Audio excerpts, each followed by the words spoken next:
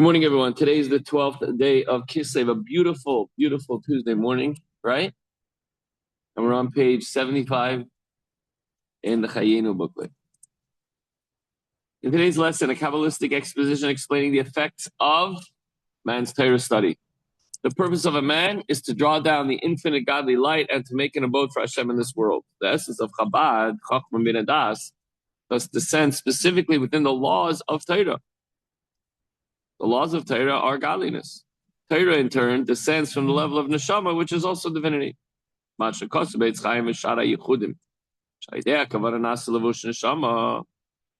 statement of the Eitz Chaim and in Shara Yechudim. And through the intention of neshama garment, through intention, basically having kavanah, concentration, intention, focus, a neshama garment is formed. Whoops. Idea Torah levush ruach de ruach. Idea Mishnah di Yitzira veruach de neshama de bria. Idea Gemara. So through Torah study, a ruach garment of Yitzira is formed through the study of Mishnah, which derives from Yitzira, and ruach of neshama garment of bria is formed through Gemara, which derives from bria. Okay, so without getting technical of the ruach and from Yitzira and bria. When you learn Mishnah, you're creating a garment, a spiritual garment. When you learn Gemara, you're creating a spiritual garment. It's unbelievable. Probably don't look at it that way, right? You're probably learning because you got to learn, but you're actually doing way more than you could ever imagine. It does seem that Torah precipitates a garment of Ruach, which is a created being. Ish leimar dahainu dafka yedei Torah ha'adam ba'olam hazeh ha'olam.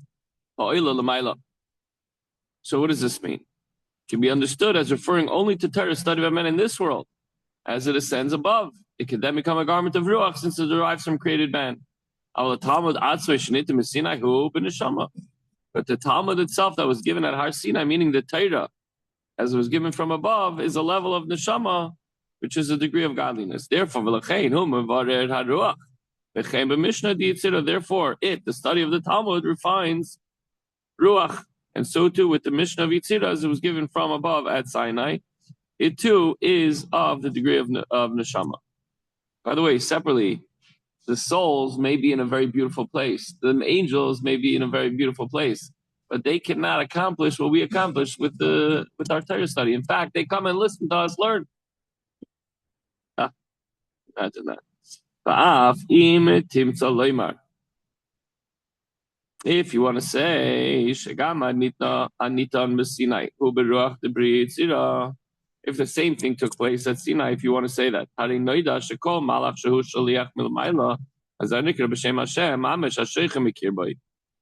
every angel that's an emissary from Hashem is literally called at that time by the name of God that dwells within him. However, when he's not a messenger at the time, he has some other name according to his manner of service. And then he proclaims, Holy, holy is God, when he's not on his mission. At that time, when he's saying, Holy, holy, holy is God, he feels separate from Hashem. So we see that it's entirely possible for a created being to be called by the name of God as he's doing his mission. Same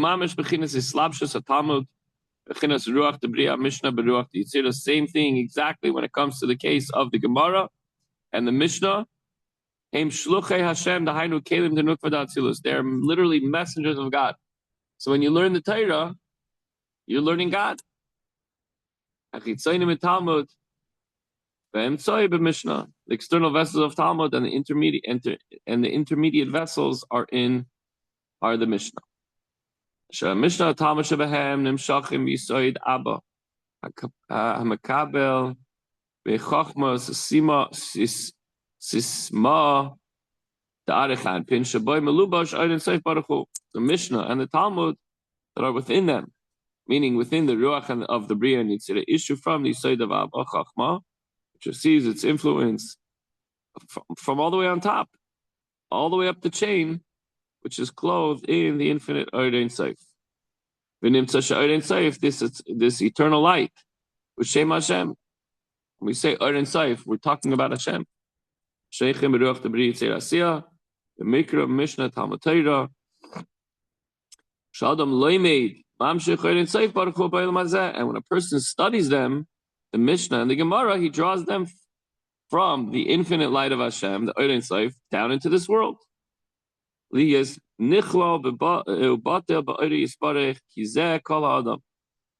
And this way, when it's brought into the world, it will be incorporated and nullified in the divine light, for this is all of man. The entire purpose of man's creation is to make the world nullified in the light of Hashem, and this is accomplished how? Through studying the Mishnah and studying the Gemara, through Torah study. Now you daf yomi every day. You think you're just getting through. Look, I never did a siyum before. This is unbelievable. My kid's learning with me. And what you probably do realize, but I'm saying what you're doing so much more is bringing godliness down into this world. This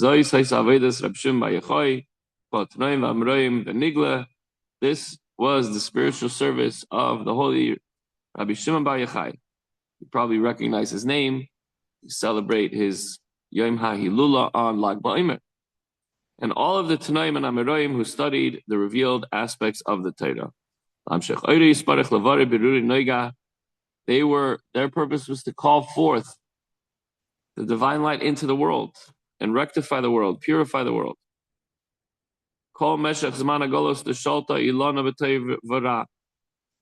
During the whole time of Golus, during the time of the dominion of the tree of good and evil, Ilana Tevara, the life force of this world derives from the Klippas Nega, which is composed of both good and evil. Everything in this world has a little bit of good, even the most evil thing, and every good thing has some evil mixed in. The time that evil man dominates the man of holiness is during Golus. The ultimate purpose of the chain of descent, which brings the world into being, is that we could bring down Hashem into the world and elevate it. Elevate the entire world, make it more spiritual. To make a dwelling place for God in this physical world, and oftentimes very dark world. In order to elevate them, so that there be one in one. And when it comes to that's our job, is to elevate the world and make it united with Hashem. And give Hashem a dwelling place in this world and reveal godliness in this world. The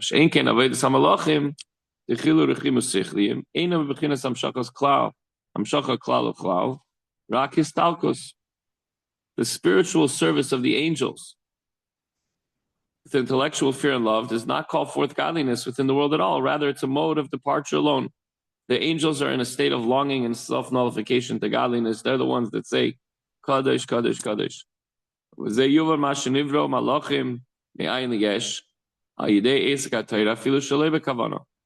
we may understand how angels are created something from nothing through the study of Torah, even without proper intention. Imagine you're learning Torah for other reasons, not for the sake of heaven. You're still creating angels. When such study is only in a state of ruach, which is not elikus, is not godly at all, yet the intended state is neshama, which is godliness. However, when the kavanah is lacking, still, nevertheless, elalafi sha'af al-pi kain shem havaya sheichin.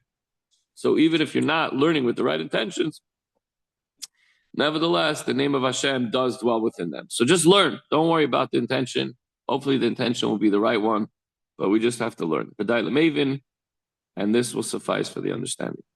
So the takeaway is it's a good time to reinforce our understanding of our purpose. Our purpose is to make this physical world a dwelling place for God. How does he do that? Through Torah mitzvahs, but specifically learning Torah and the halachas. Through learning Gemara and Mishnah, we're able to bring down and reveal God in this world, fulfilling the entire purpose of creation, making a dira a place for Hashem to dwell down in this physical world. All right, Chavra, have a wonderful, wonderful, beautiful day and stay safe out there.